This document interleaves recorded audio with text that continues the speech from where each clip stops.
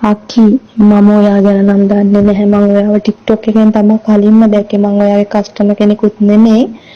හැබැයි අක්කි මම දන්නේ නැහැ ලංකාවෙන් මම දැකපු හොඳම කෙනා ඔයා වෙන්නේ නැති. මොකද අක්කි ගොඩක් අය බිස්නස් කරනවා ඔය වගේ මේ බියුටි දේවල්. ඒ වුණාට අක්කි ඔය කැප්සියුල් වගේ දේවල්. ඒ වුණාට අක්කි මොනවා හරි දෙයක් අපි ලංකාවේ කෙනෙකුන් අහුවට එහෙම විවෘතව උත්තර දෙන්නේ නැහැ. අක්කි ඉන්බොක්ස් ඇවිල්ලා එහෙම එයාලා එන්න ඉන්බොක්ස් කියනවා. ඒ වුණාට එයාලගේ බඩු ගන්න ඕනේ. අපි දෙයක් ඇහුවාම එයාලා අපිට උත්තර දෙන්න. නමුත් අක්කි මම ඔයාගේ කස්ටමර් කෙනෙකුත් නෙමෙයි. නමුත් ඔයා මම මේ මැසේජ් එක දාපු ගමන් අක්කි සීන් කරලා මට රිප්ලයි කරා. මම දන්නේ අක්කි එකෙන්ම එක්ස්පර්ට් ඔයා නම්.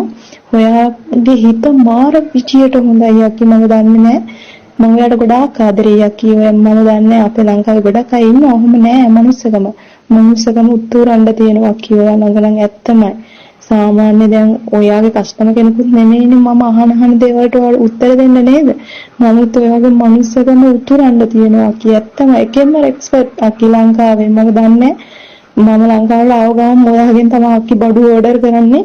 මේ මම දැන් ඉන්නේ ලංකාවේ නෙමෙයි පිට රට ඉන්නේ. ඒක නිසා අක්කි ඔයාලා වගේ අයට තමයි උතුරන්නම හරියන්න ඕනේ අක්කි. ඇත්තමයි.